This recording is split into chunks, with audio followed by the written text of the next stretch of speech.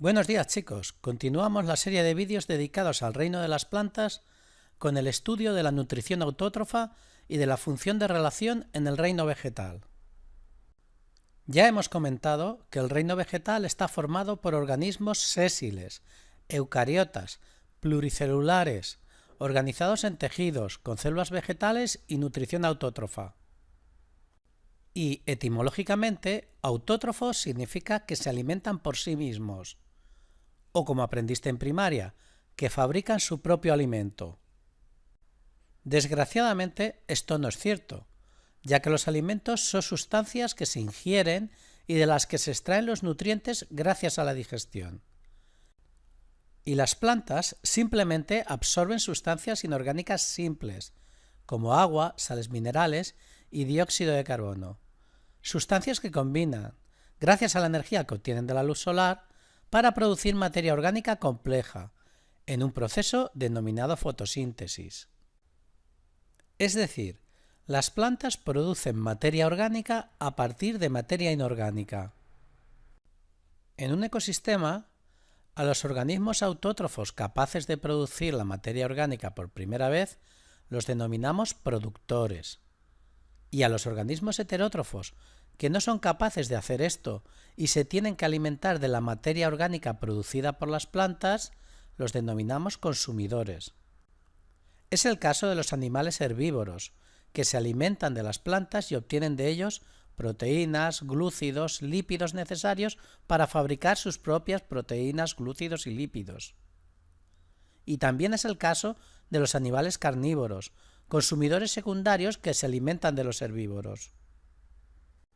Volvamos a las plantas.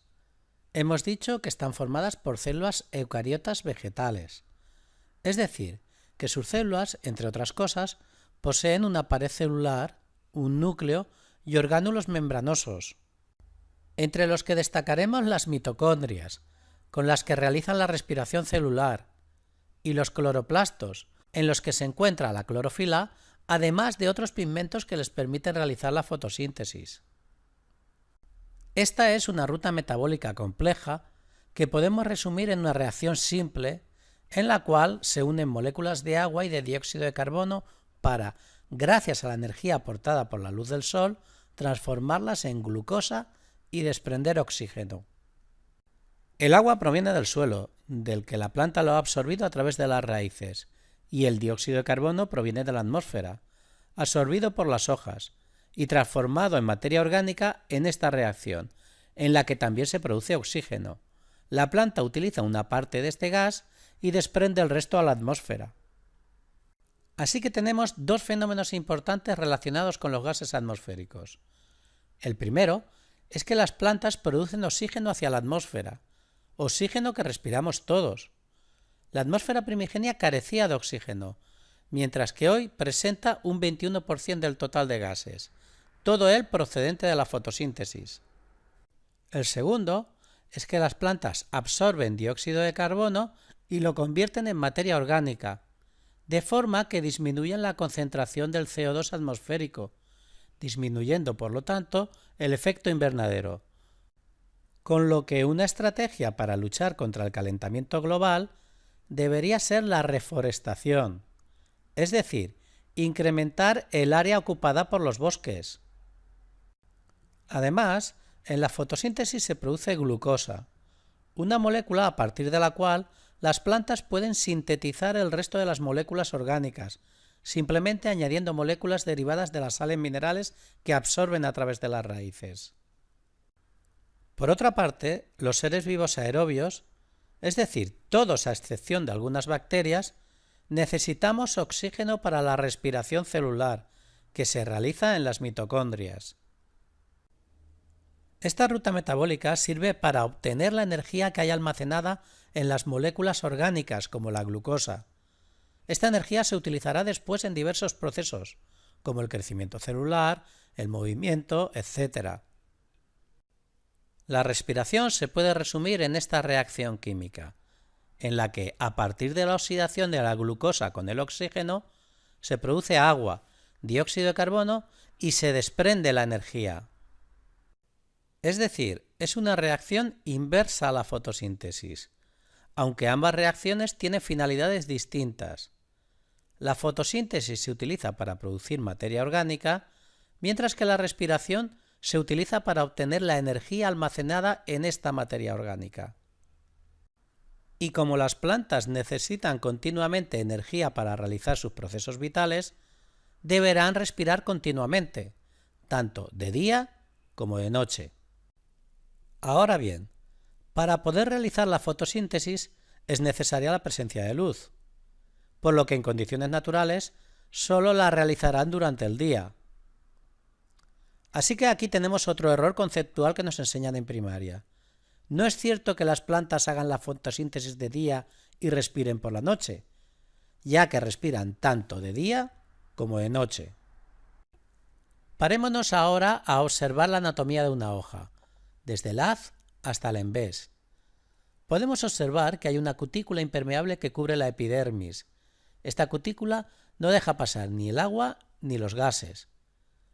A continuación, las células apretadas unas contra otras y repletas de cloroplastos en un tejido que llamamos parénquima empalizada aprovechan toda la luz del sol para realizar la fotosíntesis. Bajo el parénquima podemos ver los tejidos que forman los nervios, donde encontramos los vasos conductores por los que circulan la savia bruta y la savia elaborada. A continuación, otro parénquima, pero ahora con espacios entre las células para facilitar el tránsito de los gases.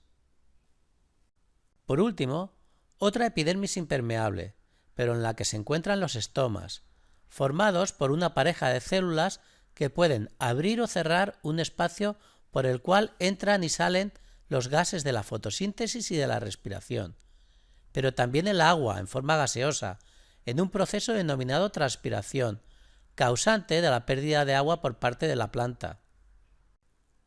Las plantas que viven en ambientes secos y calurosos deben evitar la pérdida de agua, por lo que cierran sus estomas, pero entonces no pueden intercambiar gases.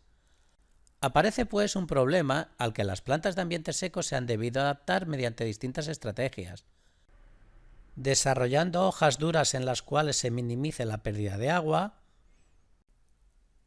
reduciendo el número de estomas o concentrando los estomas en el envés de las hojas para que no les dé directamente el sol, mediante la curvatura de las hojas o la reducción del tamaño foliar, o desarrollando unos pelillos que retienen la humedad y una capa de aire alrededor de la hoja. En cuanto a la raíz, es un órgano que sujeta a la planta al sustrato, pero que también sirve para absorber agua y sales minerales disueltas en esta. Vamos a analizarla desde su parte más terminal. En primer lugar, podemos observar que en la raíz hay una cofia que protege la zona de crecimiento, formada por tejido meristemático. A continuación, observamos que las células de la epidermis tienen unos pelillos cuya función es incrementar la superficie de absorción, ya que el agua y las sales minerales entran a través de estos pelos absorbentes y se difunden entre los tejidos hasta llegar a los vasos conductores, en este caso el xilema, que los transportará hasta las hojas. Porque ya explicamos que las plantas terrestres evolucionaron en un proceso de competencia por el acceso a la luz solar, que les hizo crecer, separando la zona de absorción de agua y la zona de la fotosíntesis, con lo que necesitaron desarrollar unos vasos conductores que unieran ambas zonas. En primer lugar, el xilema está formado por células muertas y huecas, de las que solo queda la pared celular endurecida.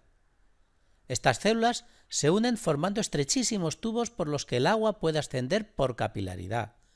Así, por el xilema sube la savia bruta formada por el agua y las sales minerales desde la raíz hasta las hojas. Y en segundo lugar, el floema está formado por células vivas que se alinean dando lugar a unos tubos por los que se transporta la savia elaborada, compuesta de agua y las sustancias nutritivas que se han producido en la fotosíntesis. Este transporte es desde las hojas hasta la raíz, sí, pero también hasta el resto de la planta. Cambiemos ahora de tema. Las plantas se relacionan, es decir, captan estímulos del medio y responden a estos estímulos. Pero, ¿cómo lo hacen si no tienen órganos de los sentidos ni sistema nervioso? Muy sencillo, mediante hormonas vegetales, como las auxinas o las giberelinas. En los animales, la respuesta más habitual al estímulo es el movimiento, pero las plantas no se pueden mover ya que están fijas al sustrato. Bueno, esto no es del todo cierto. Las plantas no se pueden desplazar, pero sí se mueven. Vamos a comentar los dos tipos de respuestas que las plantas tienen ante estímulos como la luz, la gravedad o el contacto. Estas respuestas son los tropismos y las nastias. Los tropismos son cambios en el crecimiento de una planta como respuesta a un estímulo.